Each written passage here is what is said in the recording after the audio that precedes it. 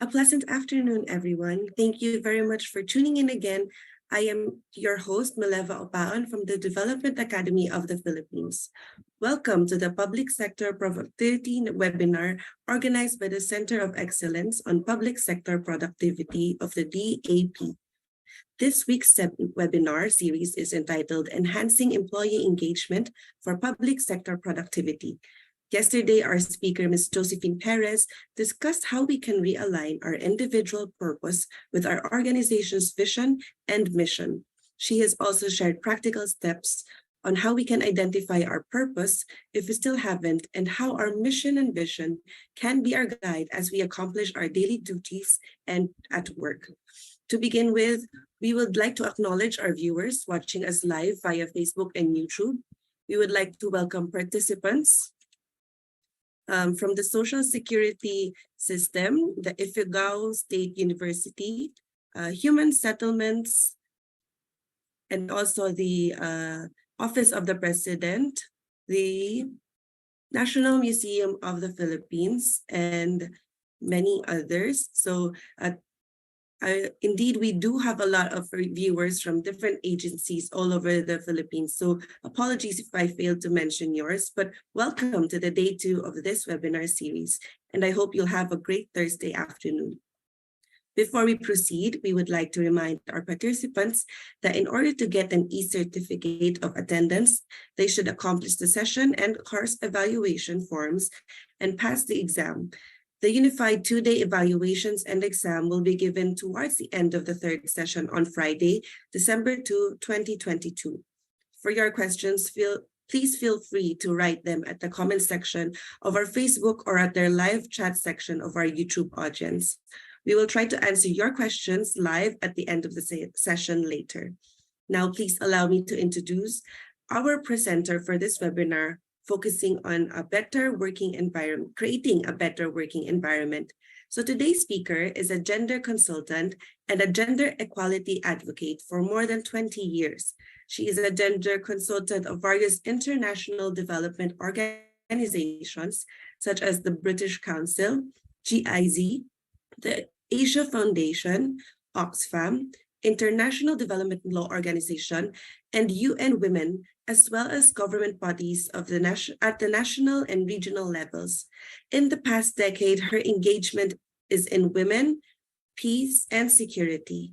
She developed several training materials on women's leadership and gender mainstreaming, and conducted numerous learning sessions with national and local governments and community women. She previously worked in the Office of the Presidential Advisor on the peace process, supporting the implementation of the National Action Plan on Women, Peace, and Security.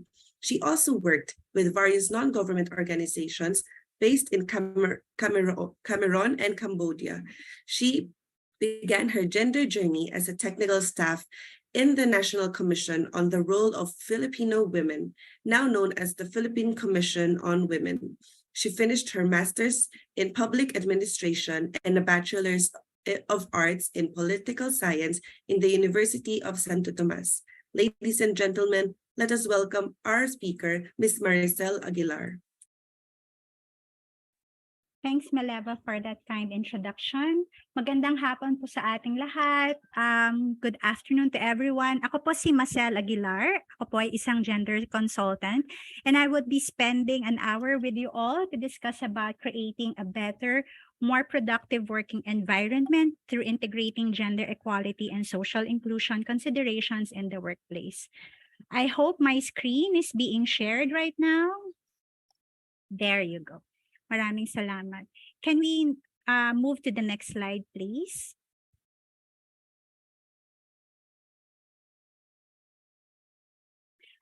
So before I further go with my presentation, just to remind everyone that we are still within the 18-day campaign to end violence against women.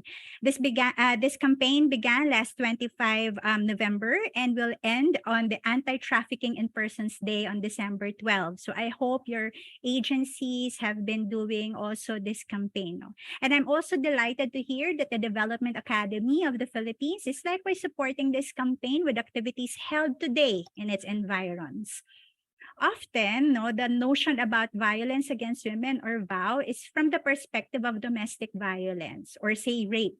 But later on in our succeeding slides, we would realize that gender-based violence and abuse permeates all spheres of our lives, including educational institutions, the workplace, public spaces such as transport and roads, among others.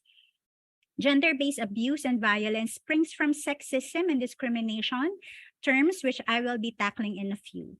It is important for us to be aware that if there is sexism, discrimination, and abuse in the workplace, it can hamper us in delivering the best public service to our people. As we spend 8 hours daily at work, we should ensure that our workplaces are safe and fair environments for us to thrive. And with the growing demand for hybrid work arrangements, we have a lot to think about making this happen. I think that what is important is aside from this 18-day campaign is what happens in between. How we in our homes and especially in our workplaces are pursuing a safe and fair work environment for better productivity and responsiveness. Next slide, please. So ayan. So I will proceed with my session, but let me begin by asking you. I know a lot of you are on Facebook and on YouTube right now, and I would like to engage you in some sort of asking your thoughts on what makes your workplace a safe and fair workplace for you. So Mileva will be helping me out, on this. So you would see, Mileva, would you be providing the instructions for this? So please go into our menti.com. You can use the code 45690529. So let's wait for a few of our participants' inputs. So we have our first one, when your co-employees respect you and your personal distance. Yeah, and there's one. Another one is when they are respectful to their workmates. They have inclusive language.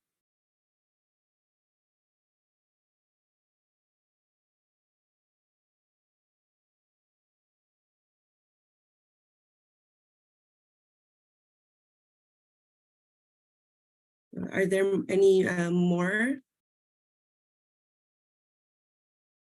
Another one is if we have a policy being regulated in terms of safety, and when we can freely exercise your rights and there is less discrimination, there's free from discrimination, there's policies against discrimination, ayan.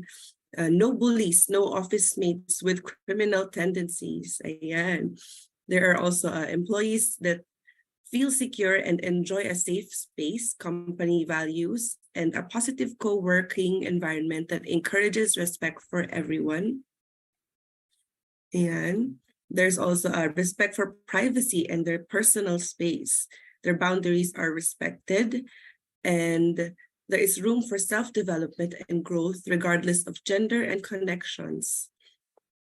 Another is when they feel respect from their coworkers and they give care packages, and as long as they are able to express and maximize their strengths, there is a trust and support and encouragement from each other. There is a gender-sensitive workplace. There's peace. It's peaceful and inclusive, and boundaries on the work and their personal lives, and everyone is respectful. Oh, I like this one. Gender bias, not gender bias in selecting employees. Yeah. We will have that more later on. But thank you, Mileva. Thank you for everyone who have shared your insights on what makes your workplace a safe and fair workplace for you. And I hope that you could resonate with all the things that you have indicated in the Mentimeter and keep them coming because we will be collating them. And we hope to learn from those sharings because maybe some workplaces are not the same as yours. And we hope that because of this session, we'll be able to inspire other workplaces to do so. Let me now go to the next slide. So here, in an ILO study released this year, it has found that the feeling of workplace inclusion was more likely to be associated with seniority than personal background or characteristics such as age, gender, or ethnicity, race, or religion. This is global, yeah. This is not only specific to the Philippines.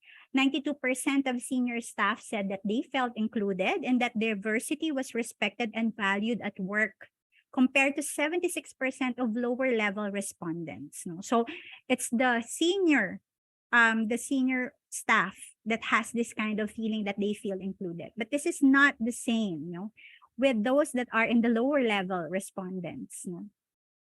The workplace in medium-sized, large, and multinational enterprises were also more likely to feel positive than those in small and national enterprises. Only a quarter of respondents reported that women made up a critical mass of top management, and the third said there were no people with disabilities at senior level. Some minority groups also report constantly fewer positive experiences with inclusion, and these groups tended to be clustered in more junior staffing levels. So yung medyo mga junior, medyo feeling nila they're not being they're being excluded. And this is very crucial because ILO is saying that diversity and inclusion play a critical role in the high performance of the workforce, businesses, economies, and societies globally. If inclusion remains as a privilege experienced by only those at the senior levels, enterprises risk missing out on considerable benefits. While we are saying at this, in this slide that there is a critical mass of senior staff that they felt included, what is more important for us is to see how those in the lower level positions, those who are young, those people with disabilities, women, how do they feel inside their workplaces? It would be an interesting reflection point for all of us as we discuss about, creating a better working environment for all. So it's very important also to reflect on our respective offices or institutions as to how diverse yet inclusive we all are, not only in nominal terms, hindi lang yung numbers, but substantively in planning, programming, and more importantly, in decision making. Next slide, please. Some important concepts to consider, and I would mention this every now and then in my presentation. You would see on the slide some important concepts. The previous slide touched upon the terms of diversity and inclusivity, and we'll get more to that later. But then I think it's more important. There are still more important concepts before we go tackling about diversity and inclusivity. In the workplace, just like in any other spheres of our lives, there are behaviors, practices, and even policies that seem to place women and men in stereotypical roles. For example, women are expected to prepare coffee and meals during meetings, Sana walang natatama ang opisina dyan, And men, on the other hand, are expected to handle the heavy lifting of equipment or supplies. These expectations are arising from socially constructed roles and expectations based on sex, and I'm saying binary sex of male or female, which we now know as the social construction of gender. Such socially constructed roles often impact on the capacity to do and the capacity to be of women and men as they are being boxed into these roles. As these socially constructed roles is even further exacerbated if we treat women and men as monolithic or homogeneous categories, women as well as men differ in terms of age, sexual orientation, and gender identity and expression, class, ethnicity, religion, abilities, among others, And therefore, it is crucial for us to apply intersectionality in the way we see the diversity of women and men in the workplace. From my observation, Philippine workplaces still have a long way to go in terms of applying intersectionality, and the public sector is not spared from this observation. For example, we still lack inclusive facilities for people with disabilities, such as Braille or sign interpretation, which, hindi masyado tayo napapasok ng mga PWDs in the public sector. You would still hear slurs like bakla or tomboy as derogatory terms, no, in the workplace. Or younger team members are seldom part of decision-making processes and mechanisms.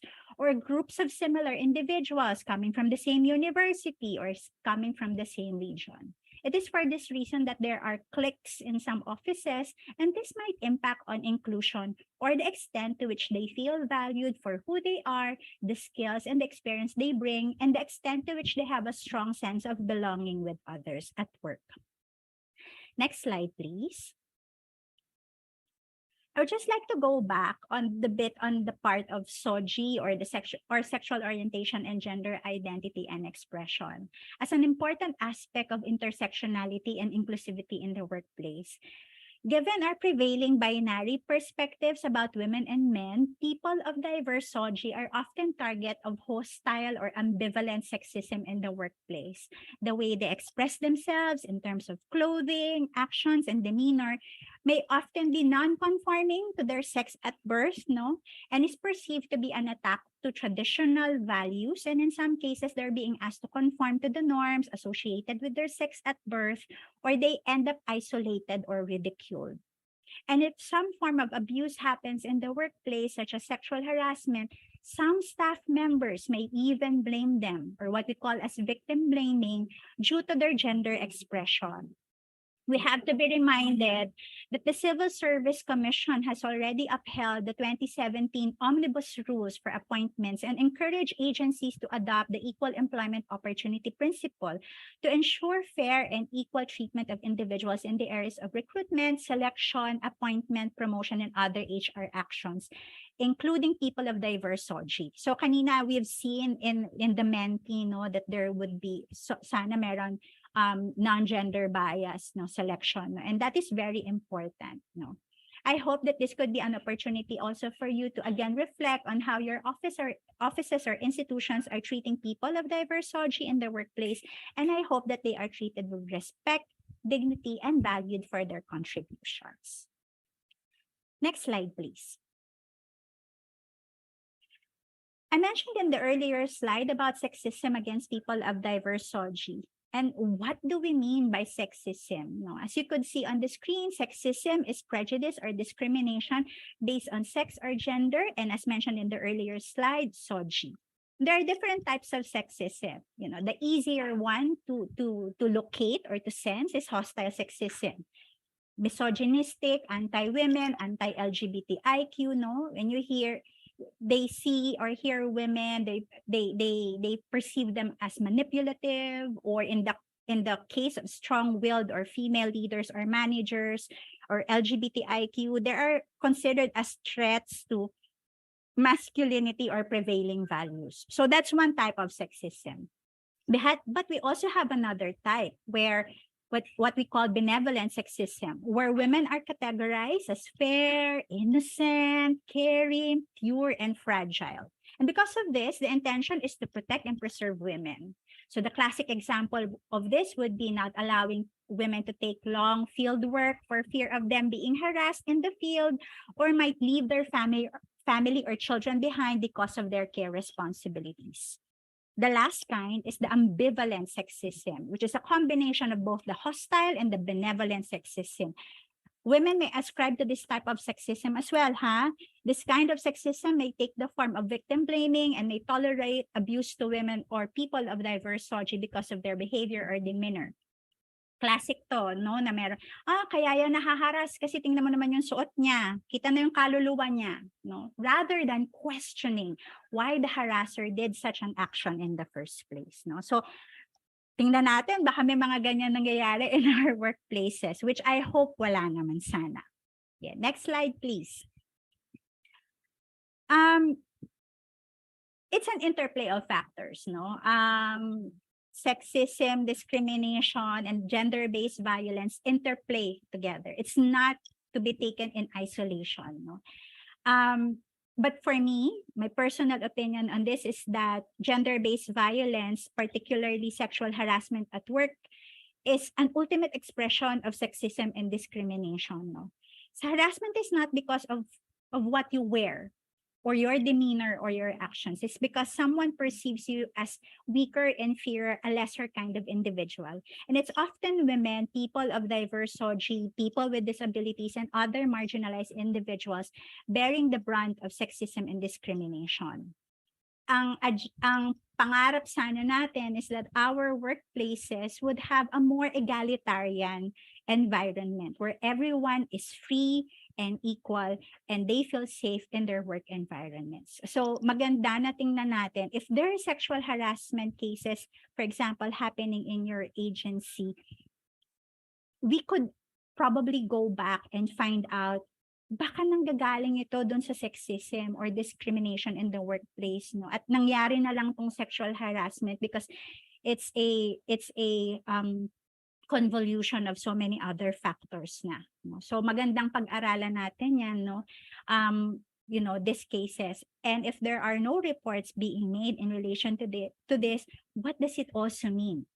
So it would be good if it is really a safe and fair environment, but the question is, baka merong culture of fear and culture of silence when it comes to these kinds of things.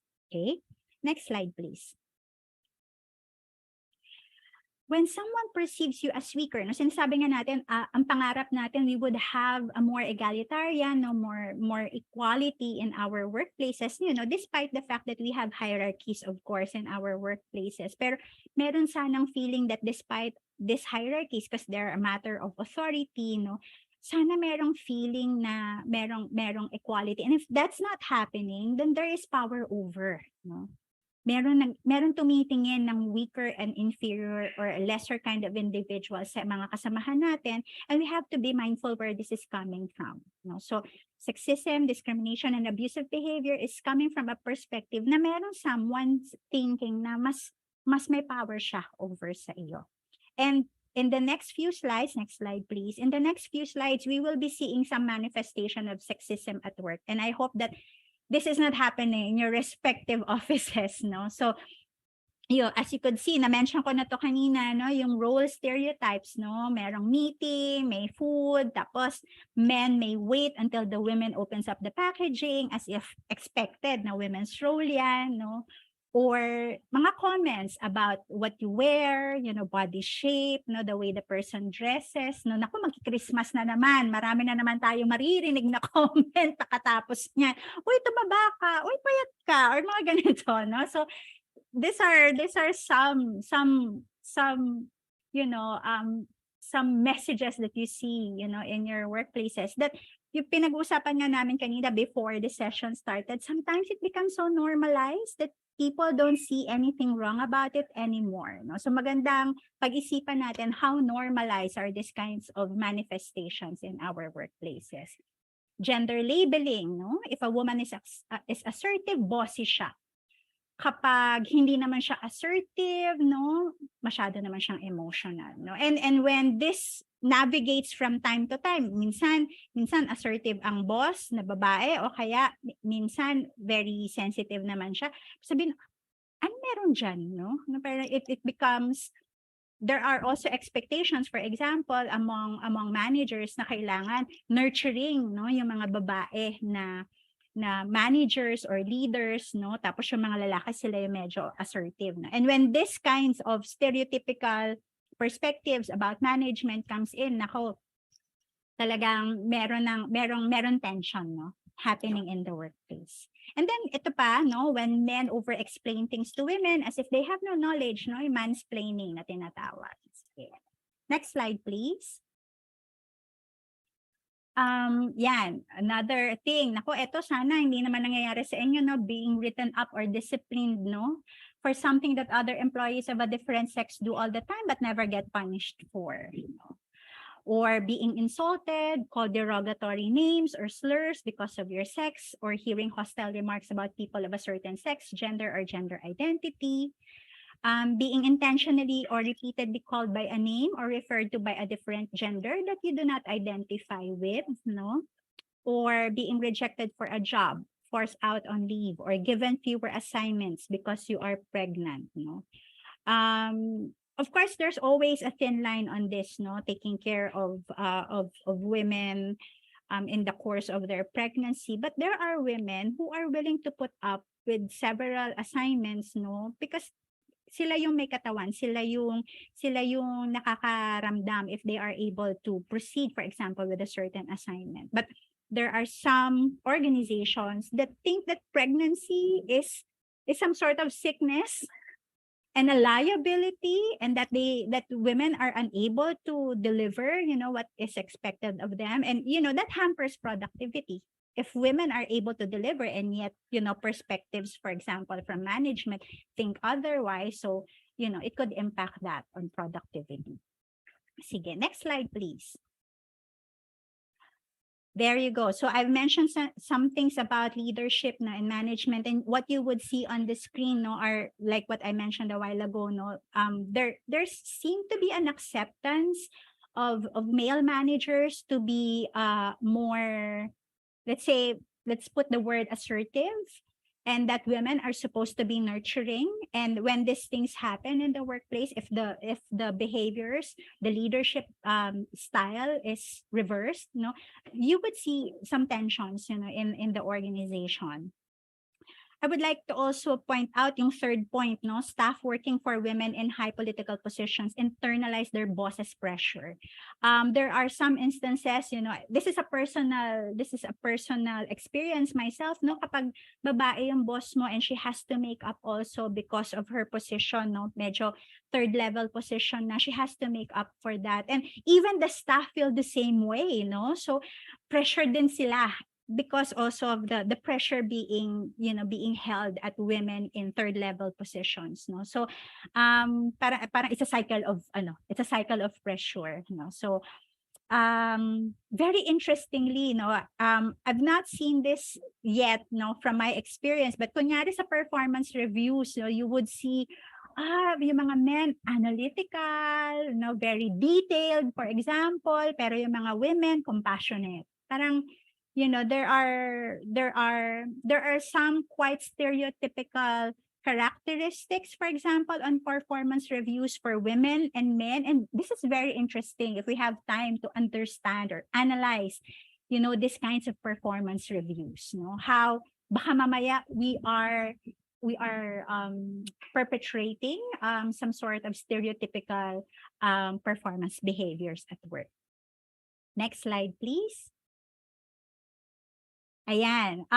This is not in the Philippine setting, but for example, human resources management, at sana meron mga taga-HR dito, I'm really rooting for you to initiate some of the good practices sana, in our workplaces, Sometimes when there are female candidates, they're being asked the question of parental plans and responsibilities, but that question is not being asked of men, so medyo tricky ito, and I hope that we are mindful of this from the HR side,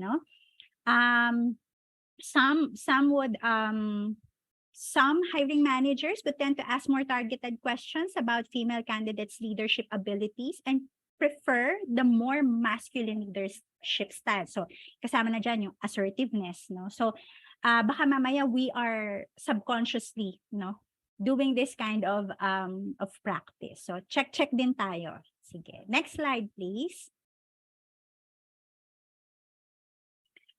Again, still part of that larger study being made. Ito, because also of probably the sexual harassment laws and all other laws on women, 60% of male managers are uncomfortable mentoring, socializing with, or working one-on-one with female employees. And that's kind of sad, Rather than creating a more egalitarian, a more safe and fair work environment, nagkakaroon tuloy ng distansya between male managers who are supposedly capable of providing mentorship to some of our female staff, at sana makaakyat sila in the ladder, This is very interesting. At the study being done by Built-in, they said that only 10% of women actually have a mentor during their career. So magandang tingnan from our side, ilan ba sa atin yung merong mentor? Or did we wade our way through our different organizations, Talagang learning by doing na lang tayo because we don't have a mentor. And I hope that, again, human resources management would take the cue on this, no? Baka we could really make an honest to goodness, career development planning, no? So that, it doesn't only increase productivity, but we are retaining the good, the best and the brightest, no, in the public sector workplaces. Ito, very interesting, no? Despite our policies, no, the Philippines is probably one of the more progressive parental leaves, especially for, I think in Southeast Asia. But very few would take parental leaves pa rin, like the paternal leaves, so fathers would take only about 1 day of parental leave for every month. Mothers take, and 23% of the men are not taking parental leave at all. So that's sad kasi, again, stereotypical behavior, that the care responsibilities are on women. But if we encourage more men, to take on care work, it could increase productivity of both sexes, of both the male and female in the household, no? Kasi may sharing nga ng responsibility. So maganda pag-isipan natin, no? Baka aralin natin ilan sa atin mga kalalakihan at work are really taking the paternal roles, paternal work, paternal leaves, seriously, and enabling, a better shared responsibilities, amongst us. No? Magandang pag-isipan yan. Next slide, please. This is based on an ongoing research that I am doing right now on sexual harassment. Medyo walang definitive numbers, no, and medyo mahirap din ito at the workplace level kasi there are, for example, sexual harassments. Of course, there are cases that are being raised, for example, at the level of CODI or probably raised at the level of civil service. Pero the sexual harassment trends has changed over time, no? Like you would see on the second point na may prevailing trend pa rin ng superior and subordinate sexual harassment, pero may increasing trend among colleagues or peers. And this is because, if you would see the third point, there's online sexual harassment, no, that has gone off the charts during the pandemic. At lumalaki din yung sexual harassment, na nagkakaroon ng mas malaking narrative ngayon ang sexual harassment in public spaces. And very, very crucial ito because, we're getting back again to our face-to-face work arrangements. We would have all these meetings outside the office or some team building exercises. And probably, we may not be aware of, certain kinds of incidences that are happening, parang drawing the line of where is the workplace, and what is the category now of our workplace, especially kung meron tayong mga activities outside the office, Of course, this is covered by a whole lot of policies and you will see that later on. Pero magandang aralin din how safe and fair are our activities also, given that meron na tayong mga outside our workstation activities, that probably, have vulnerabilities to abuse, and violence. So maganda na pag-aralan niya. Baka may mga researcher dyan, baka pwede ninyo itong aralin. Next slide, please. The previous slides have shown us some manifestations of sexism at work that affect productivity. And like I said a while ago, because of our blinders, in terms of gender and intersectionality, we may not see these manifestations anymore, or we may not perceive them as something that's beyond ordinary. We see them already as normal in our workplaces. This may become embedded or institutionalized sexism in our workplaces, and we might losing our best assets in our institutions. I'm calling whoever it is that's in the human resources or personnel and those that are in management who are here in our session right now, for you to be, the way to cut the cord of sexism and discrimination in the workplace. gathering and analyzing personal data could give us clues on what is happening in our workplaces. Say, for example, information such as tardiness, absenteeism, turnover, no? Pag in-overlay mo yan, vis-a-vis sex, so G, age, civil status, economic backgrounds, among others, it could equip us, towards, creating a better workplace for everyone, in terms of policies, processes, mechanisms that are vital towards productivity. Knowing and taking care of our own staff is enabling an environment where individuals and teams could achieve their full potential, their capacities to do and to be. And in so doing, they feel included, seen, and valued, and this could enable them to give back to the people they serve. Next slide, please. So what you see on the screen is as a result of a study being done by the International Monetary Fund in 2018, covering only most the labor sector. But I think we could resonate with this as well, no? Na if we have gender equality and social inclusion in the workplace, no, it boosts growth, it provides higher productivity, higher male incomes, no, and among others, no, there are some other benefits. So say, for example, if there are more women in decision-making posts, it adds value to the ethics of care in the workplace, such as flexible work arrangements, greater male support to care work, having the daycare. Younger individuals, for example, could provide added value towards automation and digitization. They could also entice younger populations to enter the public sector. LGBTIQ and PWD, pag nasa opisina natin sila, no, they're employed by our offices, they create a demand for more fair and equal policies, facilities, and practices that may enable more responsive services to people of similar categories. So we will not be surprised pag dumami din, no, yung ating mga LGBTIQ and PWD, na break yung stigma that they could actually lean on to the government, for good services, because they could see that there are people within the workplaces. No? So the more diverse that we are, the more inclusive that we are, it's better for public service, no, not only in terms of optics, no, but it encourages, no, the population, especially marginalized individuals, to come to the government kasi meron silang masasandalan, no? Sige. Next slide, please. What you see on the screen, no, hindi tayo kulang. I think Philippines has a lot of policy handles on creating safe and fair workplaces, and you would see that on the screen.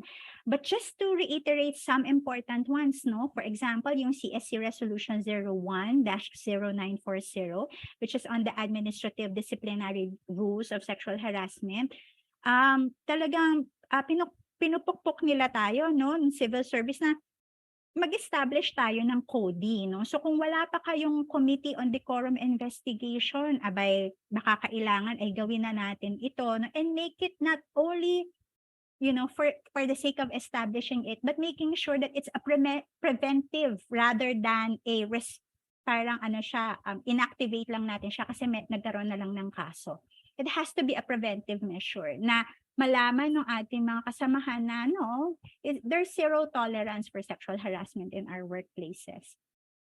Maganda din, no, in 2019, the Civil Service also issued a resolution 1901265. Meron tayong mental health program in the public sector, no? Baka tingnan din natin yung resolution na and how could we adapt it in our own respective offices.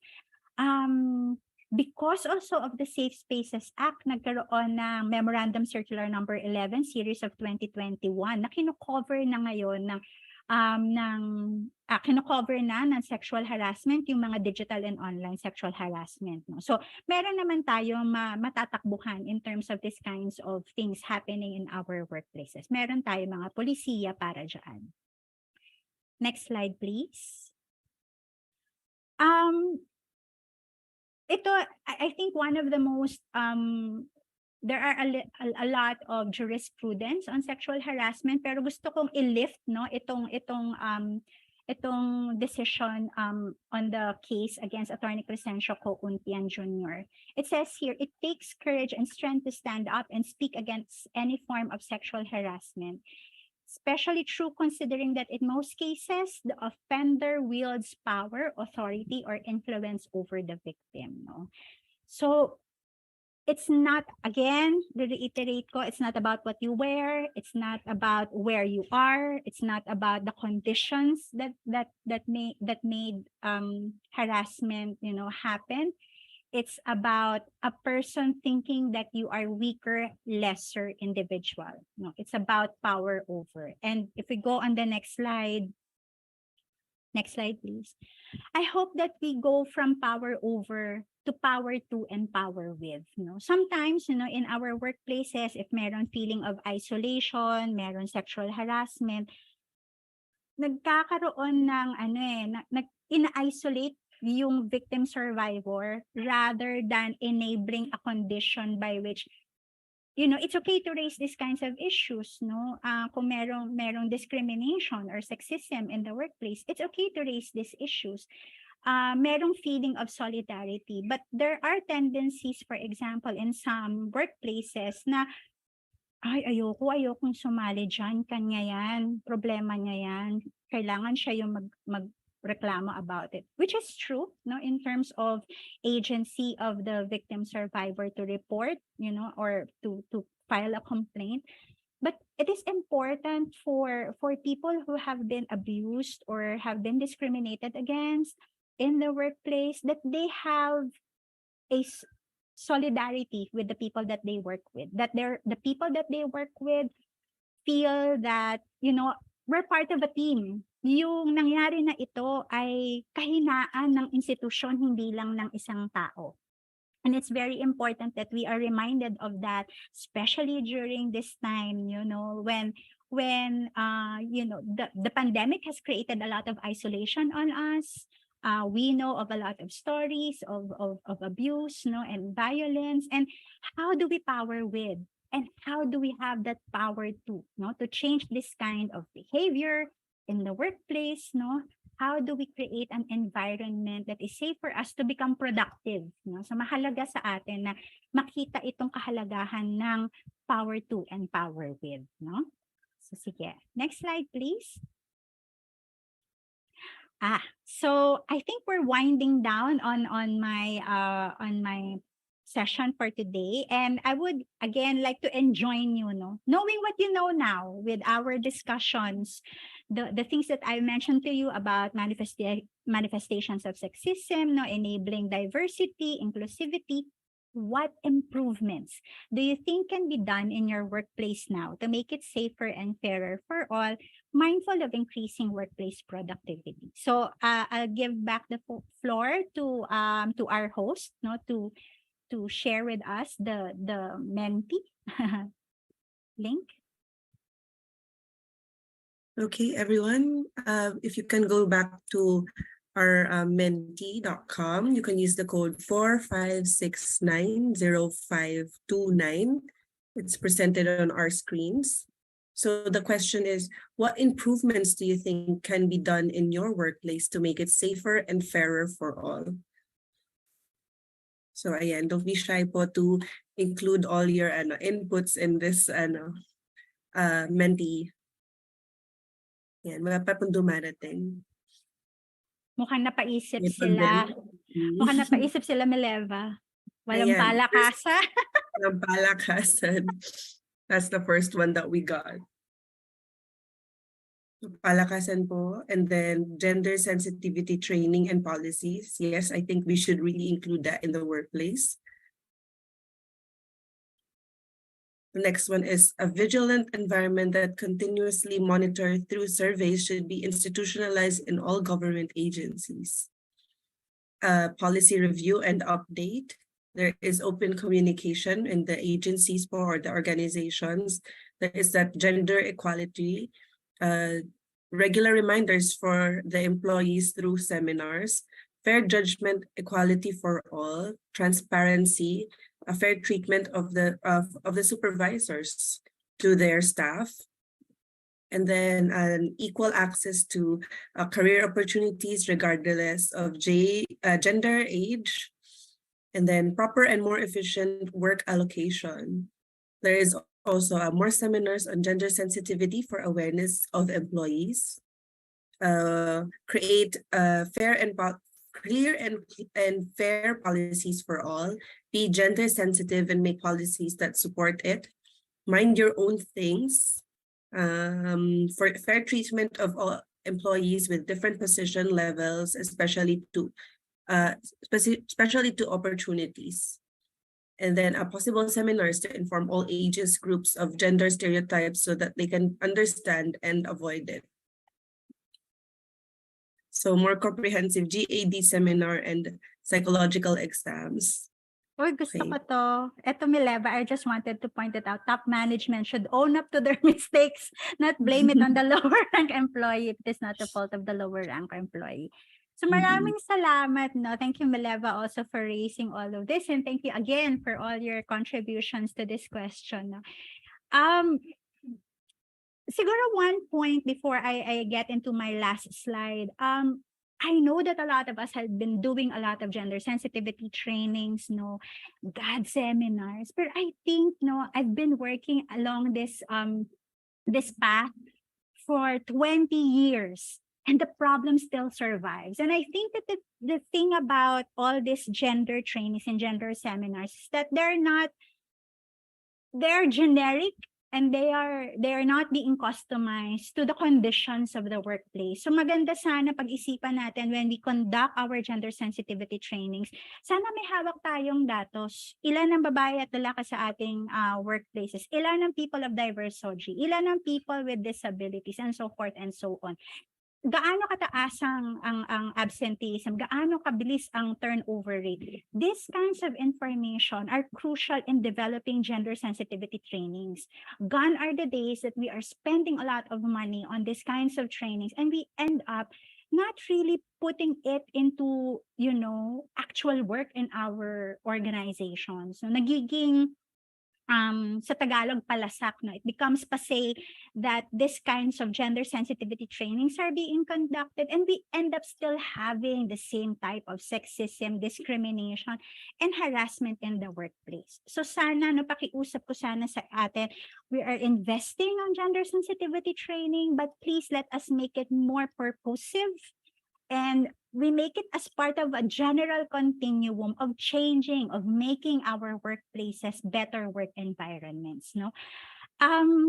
So thank you, no, for all your inputs, no, walang palakasan, totoo naman yun, I've seen some organizations na yung director, for example, ay ganitong sex, ang pinopromote niya yung mga ganong sex din, no? So halatado, pero alam mo yun, it has to take some level of sensitivity to see that. Or asan na ba yung mga policies natin? Are they really working, or are they just being developed for purposes of formulating these policies? So mahalaga na magkaroon tayo ng honest to goodness organizational development interventions that would include gender equality and social inclusion, and they are created in such a way that would not only create a safe and fair environment, but make us better public sector workers, no? So mahalaga na makita natin yan. I think on my last slide, next slide please. I think it's important that we start naming the problem, whatever it is, no, in relation to our workplaces. Naming the problem is recognizing that there is a problem and we should name it. So whether this is discrimination, there's cliques in the workplaces, for example, may palakasan, start naming the problem. If it is arising from gender inequalities, no. So like I said a while ago, no, there may be policies and procedures in place, but are they fit for purpose, no? Hindi yung basta gumagawa lang tayo ng policies and procedures kasi meron tayong national laws or national policies. They have to fit, our organizations. Katulad na nabanggit ko kanina, we have to use data as reference for developing policies and procedures and improve workplace productivity, no? Marami ba tayong younger generation sa ating workplaces? Marami na bang elderly? So that we could customize our policies and procedures and services, no, programs, no, for our internal organization. Of course, sinasabi din natin na build a culture of respect, practice equality, and ensure diversity in the workplace, no? Kung meron bang malinaw na recruitment policy in our workplaces, no? Meron ba tayong affirmative action na tinatawag, no, para sa mga people of diverse SOGI or people with disabilities at present yung mga facilities for them to actually thrive in our workspaces. Mahalaga, no, panawagan natin yung ating mga leaders that would have a strong stance, no, zero tolerance to sexism, discrimination, and harassment at work. At yun, nakita ko kanina na may nagbanggit, no, magkaroon ng data gathering, magkaroon ng reporting, no, yung equality reports. Maganda yon, no, para kami scorecard, no. Maganda yan kasi it keeps us on our toes and being mindful that, hey, we are promoting, no, equality in our workplace. It's a safe and fair work environment. Pangarap natin yung lahat, no. Ensure and promote an appropriate responses to reports and provide transparency in processes and outcomes. I know that there are some incidences, for example, of sexual harassment in the workplace, na hush-hush siya. Hindi siya pinag-uusapan. So, hindi tuloy, people become dubious, no? Parang, or questioning, asan na ba yung proseso? Meron nga bang proseso? Baka may palakasan din sa proseso. And the lack of transparency in processes and outcomes may create a lot of tension as well, no, and distrust in our own internal organizations. So I think that would be that, no. That's my last slide. Maraming salamat. You could reach out to me through the email address that you see on the screen, and you could also see my LinkedIn account, you know, to find out what I have been doing at work. So I hope to see you in future sessions such as this, and thank you so much to the DAP for allowing me to be part of this series. Thank you so much.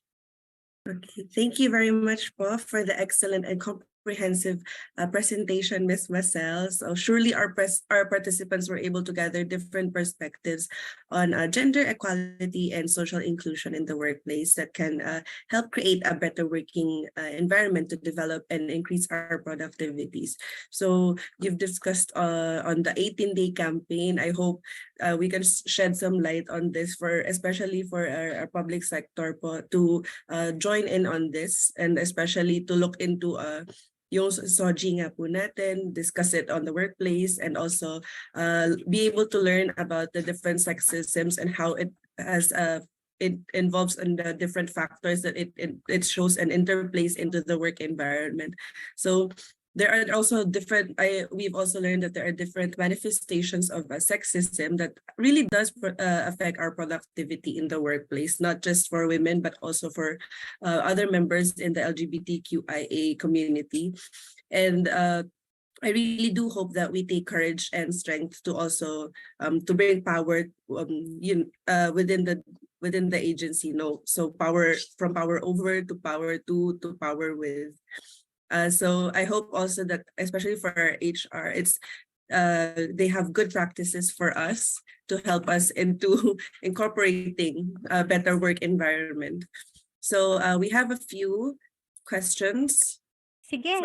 Our I think we have time pa naman. Participants. So first one is from Ms. Zenaida Reyes. So if CODI has been established in an organization, is there any training being provided to them so that they will be capable of handling sexual harassment cases? As far as I know po, the Civil Service Commission regularly provides trainings for this. There are also some experts.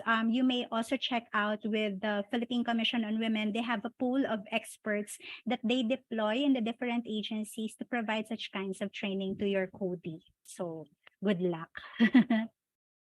And another question, ma'am, is we have from Facebook is, how do we engage people who are reluctant to discuss gender equality issues with their management? And this is a very big issue, especially with hindi mahanap yung mga numbers of cases. Yeah, I think marami naman kasing ways, no? Pero I think it depends, no? How do you know well your managers? Are they the kind of people who would depend on numbers, evidence-based sila? So maybe you may have to start, taking on numbers and, presenting it in a manner that it could create a demand from the management to address, several issues, for example, at the workplace. Meron bang opportunity, for example, for general assemblies where, some topics could be interjected? For example, sa mga general assemblies, I know this is being done during flag ceremonies. Simple lang na yan na bagay, pero konting sundot sa ating mga flag ceremonies, may konting gender, naku, malaking bagay na rin yan for raising awareness inside the workplace, no? So, hindi siya madali, kailangan talaga dahan-dahan, kailangan may kamalayan tayo kung gaano yung ka-ready, no, the readiness of the organization to actually accept the discussions on this. Pero there will be a lot of ways to do that. So yun. I hope that helps.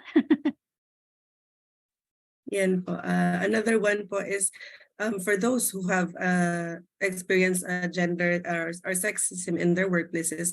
Another question was, how can we show support with colleagues or loved ones who struggle with their social issues in a relation to gender sensitivity po? Sorry again, Mileva. Can you say that? The question is on sexism na how can we show support with our colleagues or loved ones who struggle with the social issues in relation to gender sensitivity po?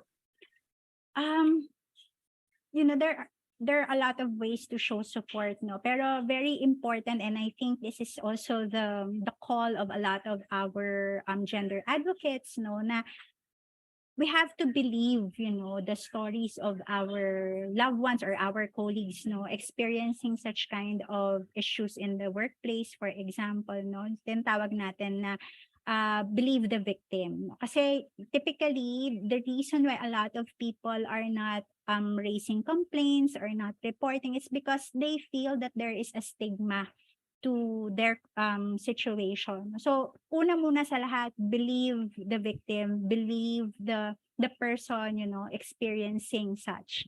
And listen to them, no?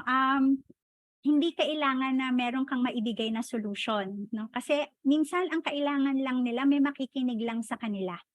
And an active listener is also a compassionate listener, and so, take the cue from the person sharing with you, what do you want me to do? How could I help you? Sa kanya manggagaling yon. Kasi kailangan siya yung meron agency to help, to tell you what kind of help, no, does he or she needs, no. Mahalaga na sa kanya manggaling iyon, no. I remember there was one incident where meron na harass in an institution, may ibang nagreklamo, and it went haywire. As in, it went overboard. Hindi siya na-handle properly because the person actually doesn't want to report. And we should respect that. Kung ayaw niya mag-report, ayaw niya mag-file ng complaint, no?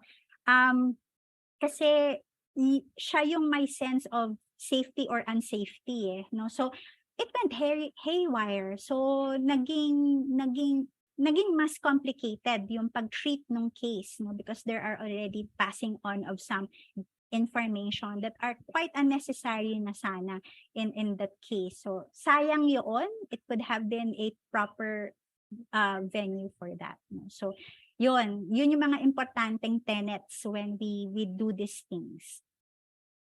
That's very true po. Another question naman po on with regards to our job qualifications po as such. It's on from Roberto Liwanag. How do we address if the work needs certain group or classification of work or tasks, which is, for example, needing more techie staff, which mostly young ones possess, which may discriminate the older ones po. Gusto ko yan. Yeah, it's very interesting, no? I think first, there's a stereotype that in terms of techiness, yung young people yan. We're not saying they're not, ha? We're saying that's their asset. But I think one question that we should revert back to is, how capable is our institution of enabling our more or less hindi na mga batang mga members ng ating workplace, no? So that they elevate also their skill. Hindi pwede na ganun lang, no? Dahil ipapasa natin sa mga mas bata yung ganung klase. Maganda mag-work hand in hand kasi meron din value, no? Yung mga medyo nakatatandang members ng ating workplaces, to contribute to data kasi sila yung may historical memory ng mga data and information in the workplace. Yung mga young ones, sila yung nag-create ng mga systems, no, and processes, no. So maganda mag-work hand in hand. So magandang ibalik yung tanong na asaan yung scaling up ng skills, no, sa workplaces to allow everyone to have a higher level of skills in terms of technology or digitization. So good luck, exciting yan. Yes po, it's very true po, especially that we have to also remember po na yung older ones natin are also very very willing to learn still po. Yeah, absolutely. Yes po. It's also very important to respect the uniqueness of everyone and see all the potential there is. So I think that is all the time that we have for the webinar series on enhancing employee engagement for improved productivity. Our sincerest appreciation for our resource person for being with us today despite her busy schedule. Thank you very much, Ms. Maricel Aguilar. And again, we would like to remind our participants that in order to get an e-certificate for the attendance, they should accomplish the session's evaluation forms and pass the exam. The link for the unified 2-day evaluation and exam will be posted at the chat box of our Facebook and YouTube page. So thank you very much for your support and see you again next time. Thank you and enjoy the rest of your day.